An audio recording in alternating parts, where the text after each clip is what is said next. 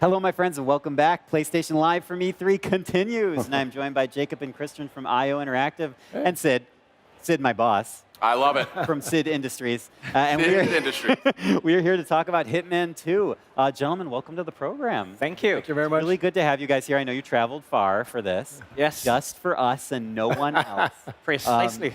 Jacob, we have a lot to talk about. Yeah. Tell me a little bit about, let's dive right in. What was your core philosophy and the core goal with this next season of Hitman?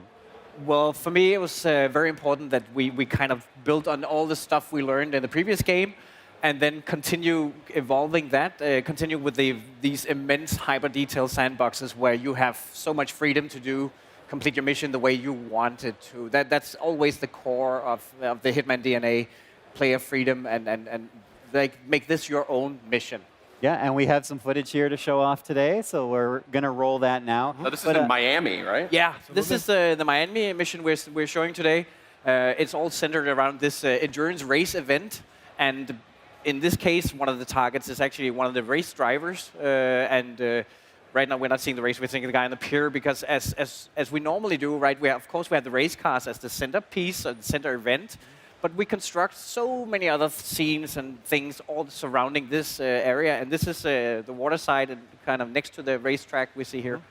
And it feels like, you know, we've kind of talked about it in the past, but you're working with such an interesting color palette with this particular level as well. I mean, it's bright, it's vibrant, there's a lot of energy to it, and it's not what you would expect from a game about like such a seedy underbelly of the criminal world, right? I mean, but then you see this location, you're like, what sort of dating game am I going to play here? Like, totally different style. I mean, that must have been fun for you guys. Yeah, I think Miami stands out because it has so much pop. That's what you kind of expect of this location, right? So pink and teal is very, very well represented in the mission.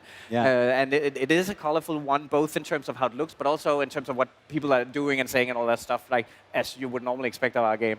So the first season of Hitman launched in 2016, right? To critical acclaim and to, you know, fan acclaim as well. I'm curious what sort of lessons you guys learned and what key learnings you had from the whole run of the first season and all the content that you distributed afterwards that you're kind of bringing and incorporating into this.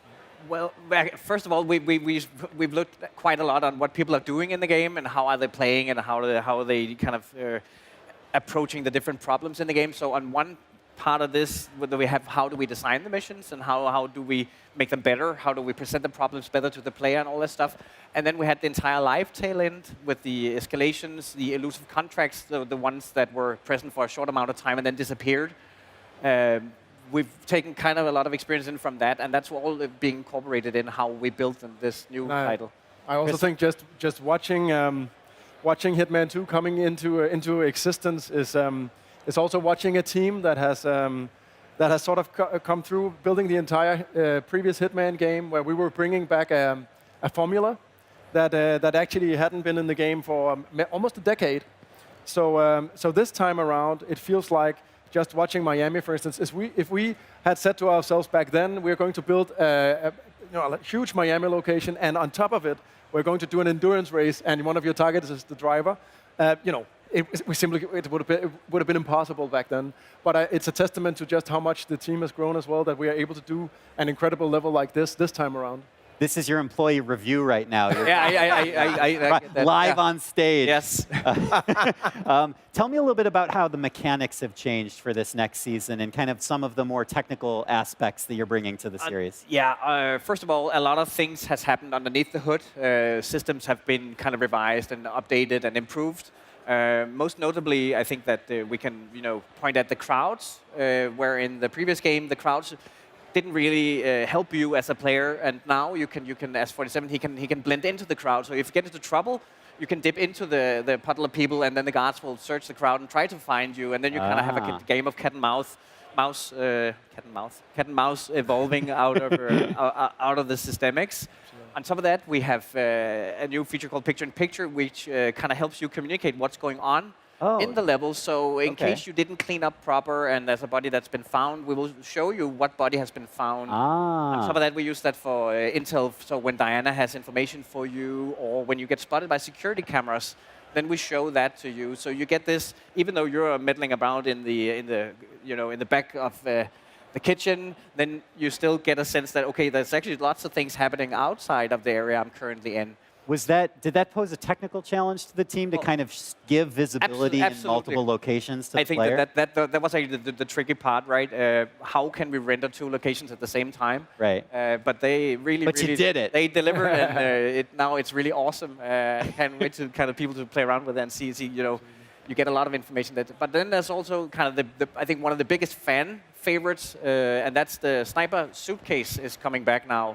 So we are giving 47 a suitcase where you can put your sniper rifle in and transport that around unseen in the levels.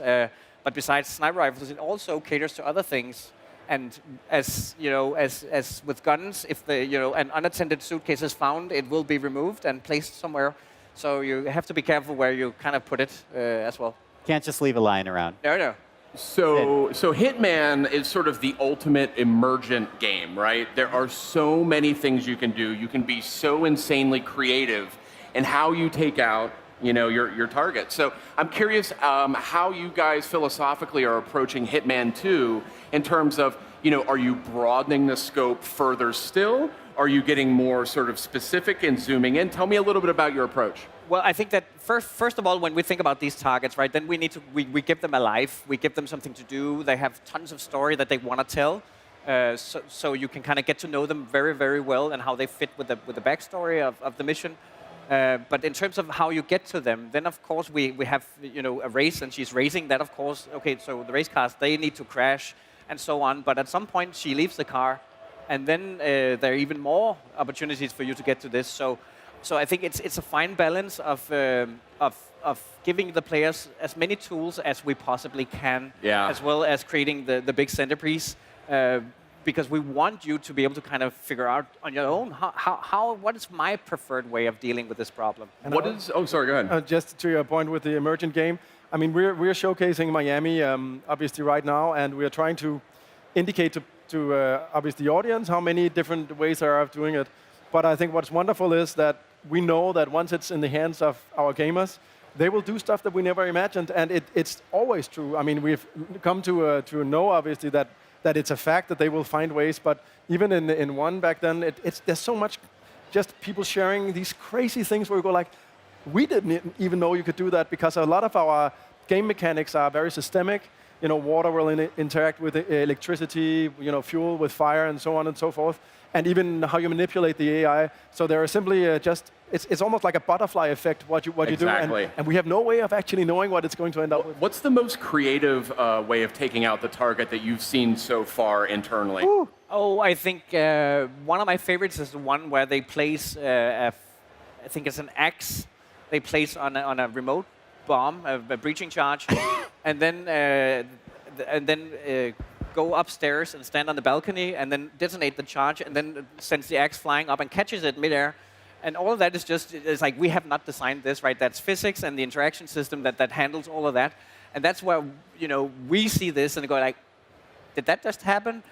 So I think if we can get the more moments like that, we can help facilitate the better, right? So the game is relying heavily on all these systems, right? The guards picking up guns and all that stuff. We've seen people do crazy chain reactions, like a Rube Goldberg contraption of small explosions that then eventually kills the target. But the whole trick is also getting the target in the right position. So you have to kind of go in and do a lot of footwork, and then in the end go back out, and then one bullet sets off the entire chain of events. And that's where we say, okay, wow, you win.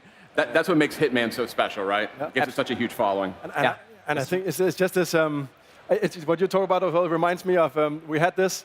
There was way back. We do these elusive targets that are once in a lifetime targets that come, right? And you have this one shot at going for them, which is a pretty intense moment. And then one guy, we watched him, right? He streamed what he's been doing, and he's standing in an Italian town we built. He's shooting a pistol at a window a few times. He seems oddly like sloppy, pew, pew, and then all of a sudden, poof, target killed, silent assassin, and he leaves the level with no witnesses, and we're like, what on earth is going on here? So we actually deconstructed it with this guy. So what he did was, there was this guy walking around a mansion. He has 2 bodyguards, so obviously you need to get rid of those. So what he did is, and we figured that we were in the mansion, I mean, hundreds of yards away, looking at it. So he put up 2 breaching charges on a, what do you call it, a sink. he turned on the sink so it overflew. The two bodyguards notices this thing that's out of place. One of them takes one breaching charge and goes back to the safe depot with it. The other security guard takes the next one. And by this point in time, our sort of assassin over there in the tower knows it's time to strike. So what he has done is he's placed, as you talked about, a daisy chain of explosives that goes from the chimney up on the other floor and then down to the area with the sink. Unreal. Yeah. And he shoots a few times to hit that explosive, and then it goes, and then the target dies alone. Took them all out. Yes. Took them all out. And we were like, we couldn't even describe what that was, and I think Please give that player a medal. You should nail it. absolutely. Before I let you guys go, I think Hitman is going to be available to pre-order soon, if not now, right? Actually, the game is out November 13. And if you pre-order now, then you get access to the new game mode called Sniper Assassin, which is a sniper experience. And for the first time in the franchise, we also introduce a co-op game mode. So you can play Sniper Assassin with a friend. So co-op sniping. Very nice. Available Thank you today. so much, guys. So Jacob, Christian, Sid, Yeah. it's great having you guys to talk about Hitman, the next season of Hitman, coming November, correct? Yeah, November 13th. 13th. Yes. Gentlemen, thank you for being on the program with us. Thank you for having So us. appreciate it, and thank you everyone for watching. We have much more coming up from PlayStation Live from E3. Stay with us. PlayStation